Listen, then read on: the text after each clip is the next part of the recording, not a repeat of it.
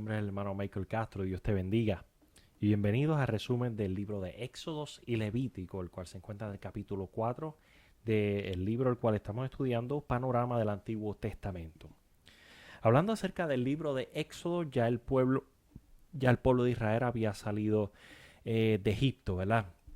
El libro de Éxodo cuenta la historia de cómo Moisés saca al pueblo de Israel de Egipto con mano fuerte, y la travesía, básicamente en resumen completo del libro de Éxodo, es de cómo Dios lo saca de Egipto y cómo el pueblo de Israel pasa una transformación progresiva de ser un pueblo esclavo sin temor a Dios, sin básicamente conocer quién era Dios, hasta la formación de un pueblo, de una nación, bajo leyes y bajo ordenanzas estrictas en la poderosa mano del Señor.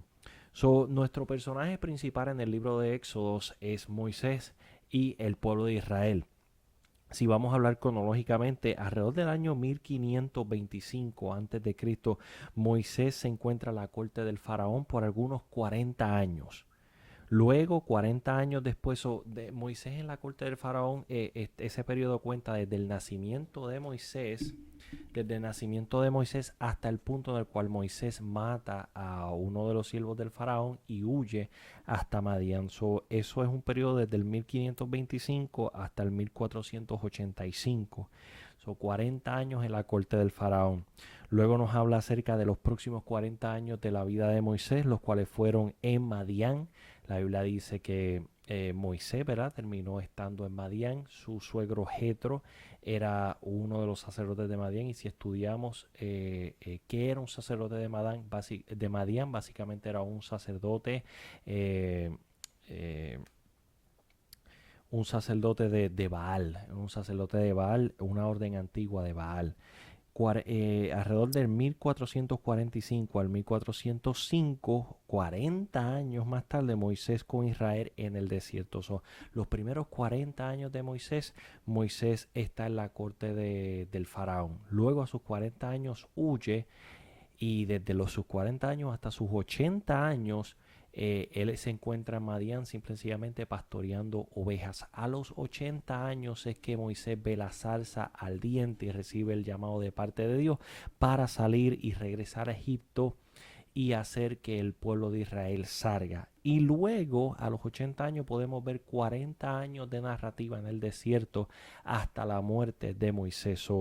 Imagínese, si usted cree que usted no ha hecho nada en la vida, a los 80 años Dios llama a Moisés para un ministerio de 40 años más, poniendo a Moisés alrededor de 120 años en el momento de su muerte. Podemos ver el viaje a Egipto, desde Egipto al monte Sinaí. Sabemos que el Señor tuvo que someter al pueblo de Egipto por diferentes plagas, ¿verdad? Por 10 diferentes plagas, hasta el punto en el cual Faraón dejara ir al pueblo. Ahora bien, quién sabe, el faraón pudo haber dejado ir al pueblo en los primeros 3 o 4 plagas, pero la Biblia dice y especifica que Dios había endurecido el corazón de faraón para que no los dejara ir. ¿Y cuál era el propósito de que Dios endureciera el corazón de faraón? Bueno, podemos ver que, ¿se acuerdan la clase pasada que decíamos que Dios es capaz de cancelar las leyes naturales? Y lo mismo fue lo que pasó con faraón. Dios endureció el corazón de faraón para que sufriera el castigo juntamente con los egipcios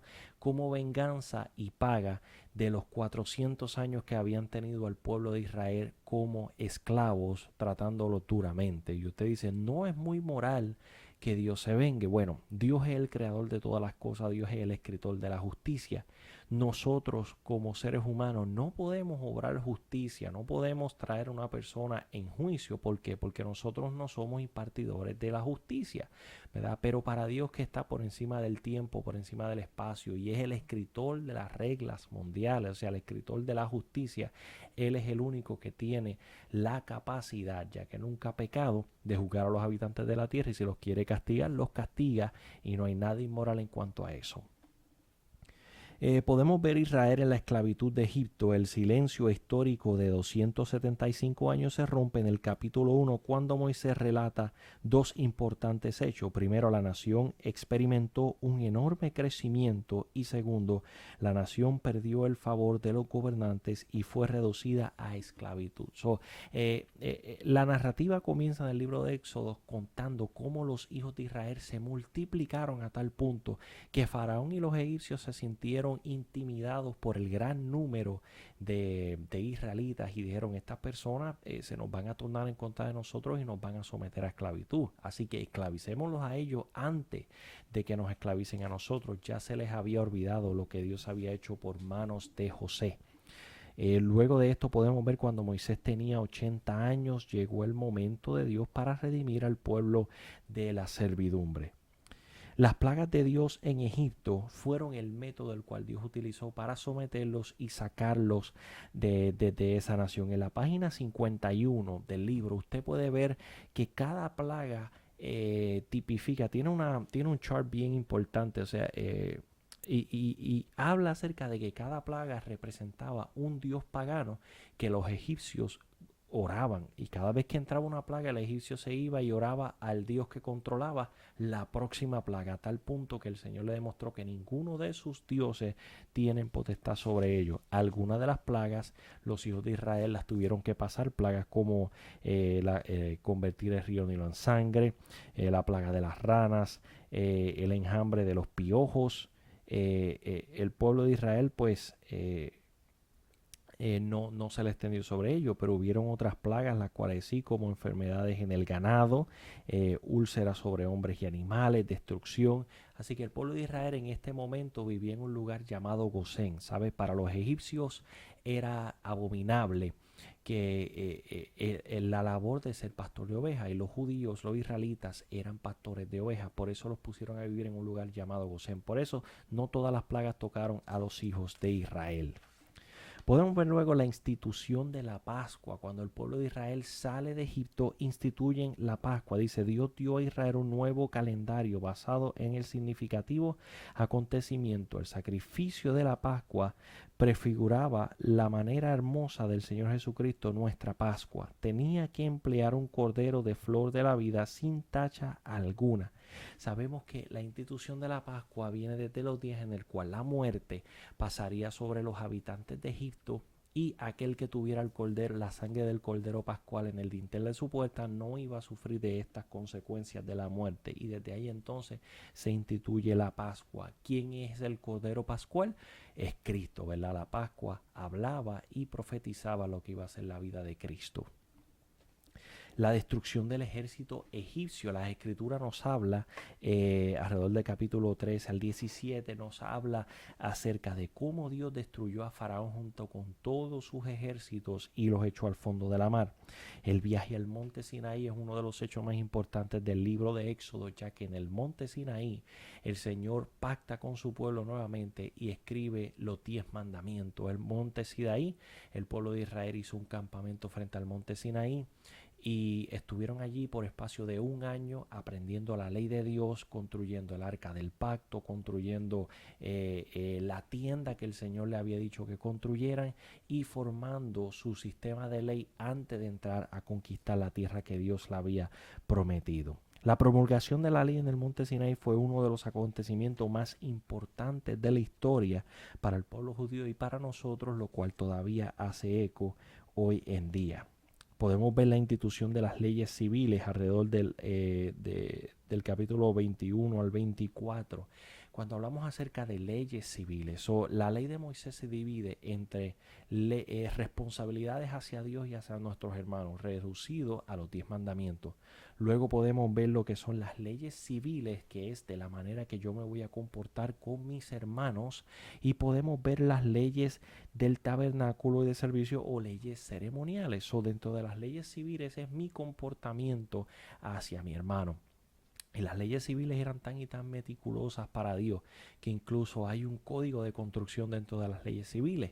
Dios dijo que cuando construyeras una casa y le pusieras un techo, tienes que ponerle una baranda alrededor del techo, porque si alguien se cae del techo, la sangre de esa persona cae sobre ti. O sea, la relación con tus hermanos es tan importante para Dios como la relación que tú tienes con Él. Y eso es algo que nos los enseña de los 10 mandamientos, luego los 613 mandamientos.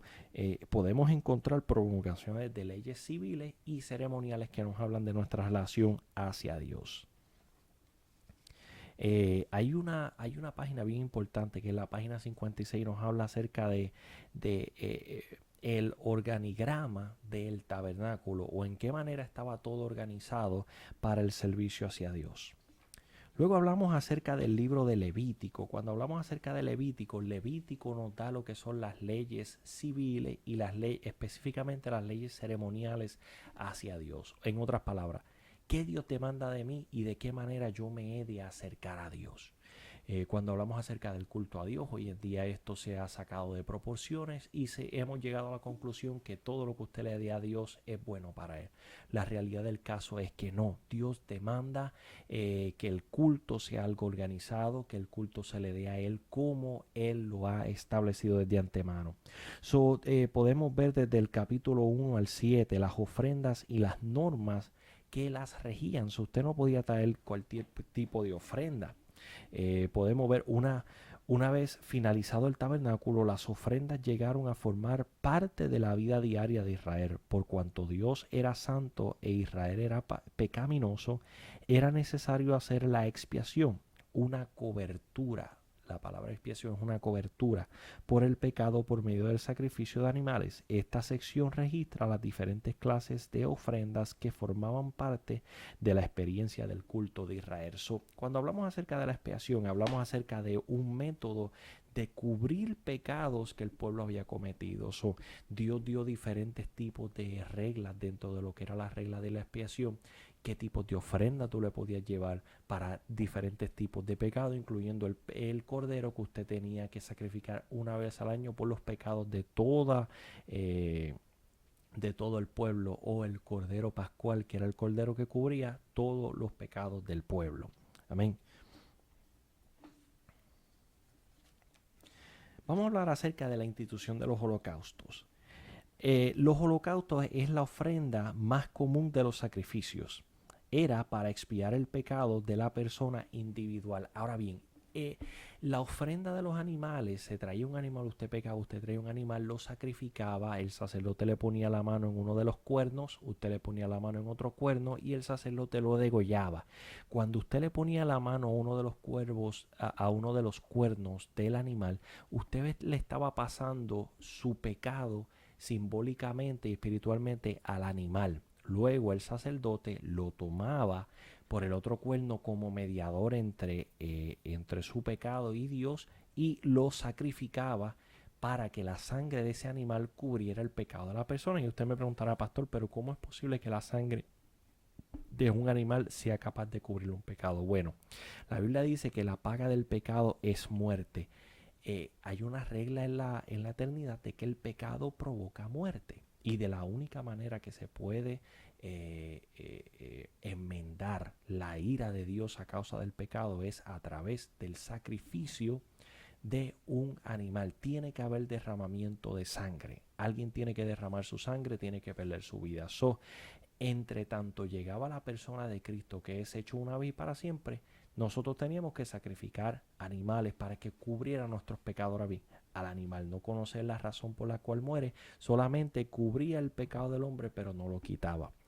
Cuando Cristo aparece, se dice: he aquí el Cordero de Dios que quita el pecado del mundo. Amén.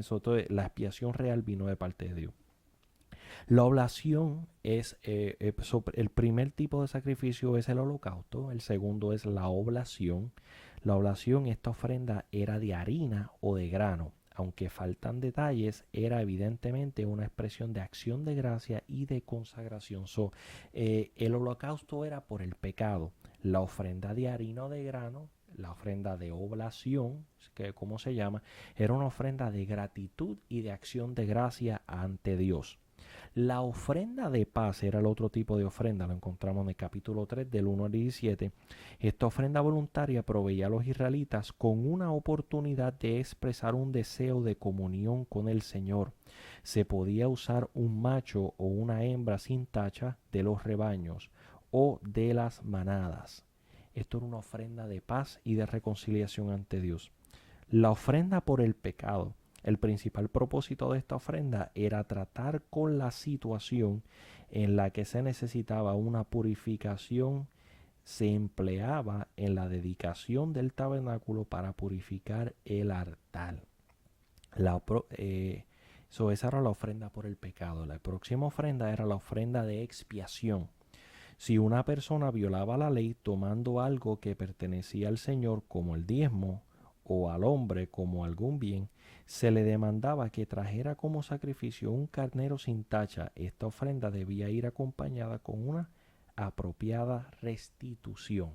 Si usted fallaba una ofrenda del diezmo al Señor, usted tenía que restituir lo que usted le falló al Señor. O sea, si usted fallaba un diezmo, usted tenía que traer su diezmo más una ofrenda encima de eso por el pecado de haber fallado su ofrenda a Dios. O si usted le debía algo a alguien, usted tenía que pagárselo y traer una ofrenda de restitución ante Dios. Pastor, ¿por qué el Señor está demandando esto de su pueblo? Porque Dios quería formar un sentido de responsabilidad y de obediencia dentro de su pueblo. La Biblia dice que el impío toma prestado y no paga. Y esto va desde el Señor hasta lo que tomamos prestado con el banco o con nuestros hermanos. Las leyes de reglamento de ofrenda. Las ofrendas se dan de nuevo como regulaciones acerca de la manera en que se debían presentar todas las ofrendas. Y por último, la consagración de los sacerdotes y de los deberes dentro del sacerdocio. Vemos la institución del orden de los levitas y de la casa de Aarón. Y podemos ver cómo desde su vestuario hasta el tiempo en el año en el cual podían entrar a ministrar estaba estipulado por medio de la ley. Esto se encuentra entre el capítulo 8 al capítulo 11.